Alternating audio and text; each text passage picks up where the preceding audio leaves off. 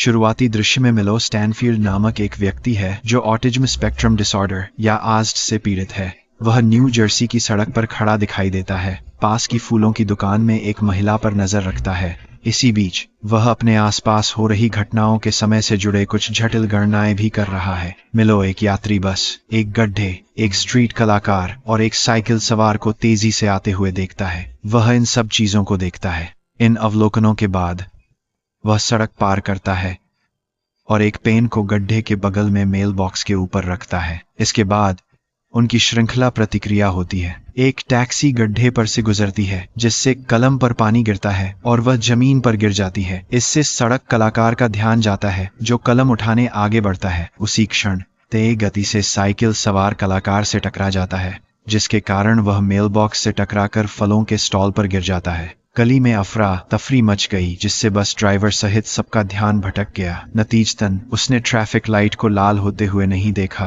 और सड़क पार कर रही महिला को टक्कर मार दी जिससे मौके पर ही उसकी मौत हो गई। और लोग कहते हैं कि गणित खतरनाक नहीं है। मिलो पुष्टि करने के बाद दृश्य से चला जाता है कि उसकी योजना चली। फिर दृश्य एक FBI विशेष एजेंट ओलिविया डनहम पर कट जाता है। वह होमलैंड सिक्योरिटी के फ्रिंज डिवीजन के लिए काम करती है जो अलौकिक घटनाओं में विशेषज्ञता रखती है। ओलिविया लंबे अंतराल के बाद काम पर लौटती दिख रही है। फ्रिंज मुख्यालय में प्रवेश करते ही उसका स्वागत उसके एक साथी अधिकारी चार्ली द्वारा किया जाता है जो टीम के पर्यवेक्षक हैं।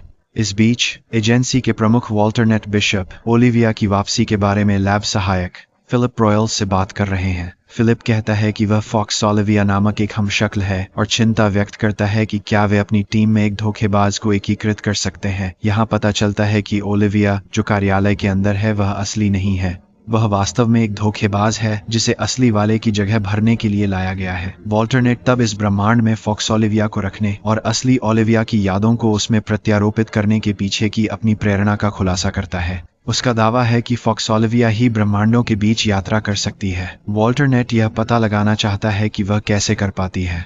इसके लिए वह कहता है कि उन्हें उसे विश्वास दिलाना होगा कि वह यहीं की है। फिलिप पूछता है क्या होगा अगर उसकी नई पहचान कायम नहीं रहती। इस पर प्रमुख जवाब देते हैं कि उसके बाद उसकी आवश्यकता नहीं।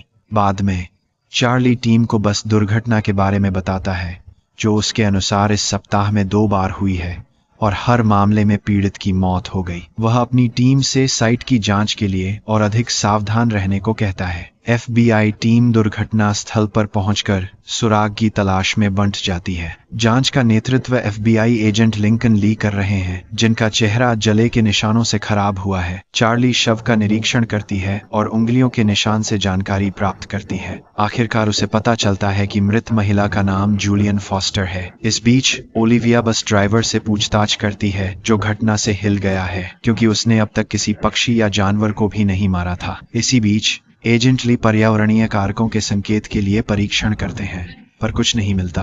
हालांकि उन्हें घटनास्थल पर वही बॉल पॉइंट पेन मिलता है। चश्मदीदों से पूछताछ के बाद ओलिविया एजेंट ली को बताती है कि कलाकार पेन उठाने के लिए झुका जिससे वह साइकिल सवार से टकरा गया और फल के स्टॉल में गिर गया। यह सुनकर एजेंट ली अनुमान लगाते हैं कि कलम प्रतिक्रियाओं का क्रम बनाया जिसके परिणाम स्वरूप अंततः पीड़ित की मृत्यु हो गई। अगले दिन फ्रिंज मुख्यालय में एजेंट ली और चार्ली 2 दिनों में हुई बस दुर्घटनाओं के बीच संबंध खोजने की कोशिश कर रहे हैं। एजेंट ली को पहली दुर्घटना की तस्वीर में वही बॉल पॉइंट पेन दिखाई देता है जिससे उन्हें यह यकीन हो जाता है कि घटनाओं की श्रृंखला को व्यवस्थित किया गया है। इसके बाद वे फ्रिंज एजेंसी के एक एस्टेट को इन घटनाओं के बारे में बताओ। हालांकि वह दावा करती है कि कोई इंसान ऐसी घटनाओं को अंजाम नहीं दे सकता और इसे अपने पक्ष में 2 बार नहीं मोड़ सकता। उनकी बहस के बीच एक और वैसी ही बस दुर्घटना होती है जिससे एस्ट्रेड को गहरा सदमा लगता है। 2 और 2 मिला के तुम्हें बस से ओरदार टक्कर लगती है। FBI एजेंट तुरंत मौके पर पहुंचते हैं और पाते हैं कि पीड़ित अभी भी जीवित है। पूछताछ करने पर उन्हें पता चलता है कि कुत्ता सड़क पार कर गया जिससे बस नियंत्रण खो बैठी। तभी ओलिविया को जमीन पर बॉल पॉइंट पेन लुढ़कता दिखाई देता है जिससे लगता है कि घटनाओं की श्रृंखला खत्म नहीं हुई है। उसने चारों ओर देखा और उसे एक संदिग्ध मिलो ऊपर के पुल से नीचे देखता हुआ दिखाई दिया। कुछ ही क्षणों बाद एक आदमी ईयरबड्स पहने सड़क पार करने के लिए आगे बढ़ता है। तभी एक एम्बुलेंस उसे टक्कर मार देती है। पैरामेडिक को अपना कोटा पूरा करना था। ओलिव्हियाने शंकांची खात्री झाल्यावर ती टीमला सतर्क करते व मिलोकडे वेगाने धावते।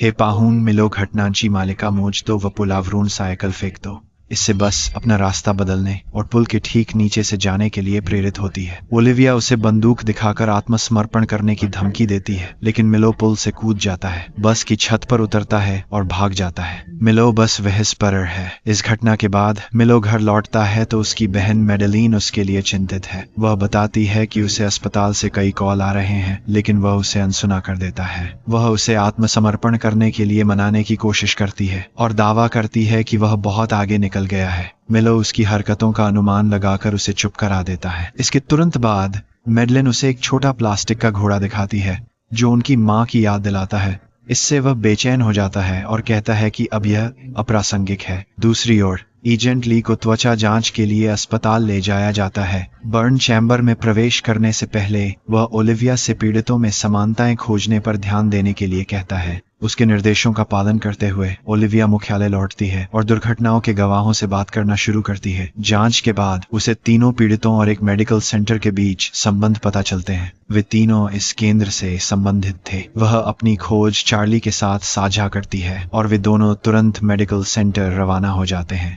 वहां पहुंचने पर ओलिविया ने देखा कि रोगियों का समूह बॉल पॉइंट पेन का उपयोग कर रहा है क्योंकि वे डिजिटल उपकरणों का सामना करने में असमर्थ हैं। आईपैड उन्हें आईमैड बनाते हैं। बाद में वे डॉ. लेविन से मिलते हैं जो बस दुर्घटना के पीड़ितों को पहचानते हैं। पीड़ितों के बारे में कुछ जानकारी देने के बाद डॉ. लेविन बताते हैं कि वे मानसिक रूप से विकलांग रोगियों की बुद्धि को बढ़ाने के लिए प्रायोगिक प्रक्रियाओं से मदद कर रहे हैं। इसके साथ ही वह उन्हें अपने रोगियों के वीडियो फुटेज भी दिखाते हैं जिसमें ओलिविया मिलो को देखती है। डॉ.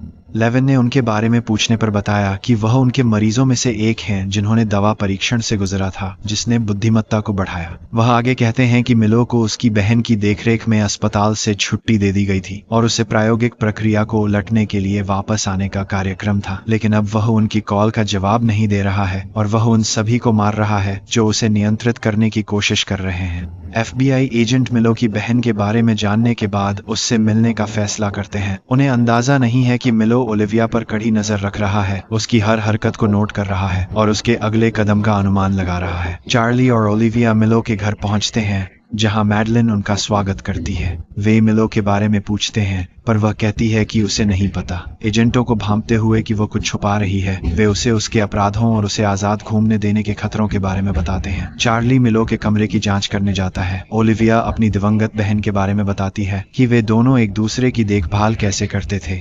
यह मेडेलिन को अपने भाई के बारे में जानकारी साझा करने के लिए सुकून देता है। वह बताती है कि मिलो कई घटनाओं के परिणाम की सबसे छोटी जानकारी तक भविष्यवाणी करने में सक्षम है और वह मिलो की एकाग्रता को केवल तभी उसे खिलौना घोड़ा दिखाकर जब भी वह बुलसाई को देखता है वह खुश हो जाता है। ओलिविया उसे अपनी जानकारी उजागर करने के लिए राजी कर लेती है, इस बात पर जोर देते हुए कि वे मिलो की सुरक्षा के साथ नागरिकों के लिए चिंतित हैं। मैडलिन फिर उसे एक नोट देती है जिसमें होटल का पता होता है जहां मिलो रुका हुआ है। इसके बाद ओलिविया और चार्ली एस्ट्रिड के साथ मिलो को पकड़ने की योजनाओं पर चर्चा करते हैं। हालांकि उन्हें जल्द ही एहसास होता है कि कोई भी योजना व्यर्थ होगी क्योंकि वह उनकी हर चाल का अनुमान लगा सकता है। इसलिए वे बिना किसी मदद के सीधे होटल जाने का फैसला करते हैं। मुझे नहीं पता कि इससे कैसे मदद मिलेगी, लेकिन वे बेहतर जानते हैं। इस बीच मिलो अपने होटल के कमरे में खिड़की से नीचे देखता है और उन परिदृश्यों की कल्पना करता है जो मिनटों में होने वाले हैं। अपनी क्षमता के साथ वह भविष्यवाणी करता है कि ओलिविया और चार्ली जल्द पहुंचेंगे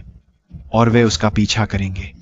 वह गणना करता है कि वह ओलिविया को निर्माण स्थल के चिह्नित क्षेत्र में लुभाकर सीमेंट की ईंटों के नीचे उसे कुचल सकता है, जैसा कि उसने भविष्यवाणी की थी। FBI एजेंट होटल पहुंचते हैं, मिलो को सड़क पर पाते हैं, फिर वह निर्माण स्थल की ओर भागता है। एजेंट उसका पीछा करते हैं। ओलिविया, जो पतली हवा क्षेत्र के चेतावनी संकेतों से अनजान है, रेस्पिरेटर पहनने के लिए रुकने के बजाय दौड़ती है। इससे मिलो की गणना गलत हो जाती है। उसे नहीं लगा था कि वह इतनी बेवकूफ होगी। वह सीमेंट की ईंटों के ढेर से बच जाती है जिसे मिलो को लगा कि वह कुचल देगा। खलनायक हैरान है कि उसकी गणना गलत हो रही है और वह पकड़ा जाता है। इस समय ऑक्सीजन के निम्न स्तर के कारण ओलिविया का दम घुटने वाला था। शुक्र है चार्ली ठीक समय पर पहुंच गया और उसे सांस लेने के उपकरण से मदद की। इन घटनाओं के बाद चार्ली ओलिविया से पूछता है कि उसने रेस्पिरेटर आखिर क्यों नहीं पहना, क्योंकि उसने चेतावनी संकेत नहीं पहचाना था। बाद में ओलिविया मैडेलिन को अस्पताल ले जाती है, जहां मिलो एक सुपर कंप्यूटर से बातचीत करते हुए दिखाई देता है। डॉक्टर के अनुसार IQ बढ़ाने वाली दवा मिलो के दिमाग में बहुत समय से है, इसलिए वे उलटने की प्रक्रिया करने में असमर्थ हैं। अब उनका दिमाग इतना उन्नत हो गया है कि केवल मशीनें ही उनके विचारों को समझ सकती हैं। इस खबर से दुखी मैडलिन कमरे में जाती है और खिलौना घोड़ा अपने भाई के सामने छोड़ देती है। उसी शाम ओलिविया अपने घर पर होती है जब उसे पीटर का दर्शन होता है, जो दूसरे ब्रह्मांड से उसका प्रेमी है। वह उसे बताता है कि वह इस ब्रह्मांड से नहीं है। अपने दावे को साबित करने के लिए वह याद दिलाता है कि कैसे उसकी अज्ञानता ने उसकी जान बचाई। अगर उसने चेतावनी के संकेतों को पहचाना होता तो निश्चित ही उसकी मृत्यु हो जाती। पीटर उसे अपनी यादें याद करने के लिए प्रोत्साहित करता है और गायब होने से पहले उसे चुंबन देता है। इस तरह की वीडियो के लिए सब्सक्राइब करें, चैनल को सपोर्ट करने के लिए नोटिफिकेशन चालू करें और लाइक छोड़ें। देखने के धन्यवाद।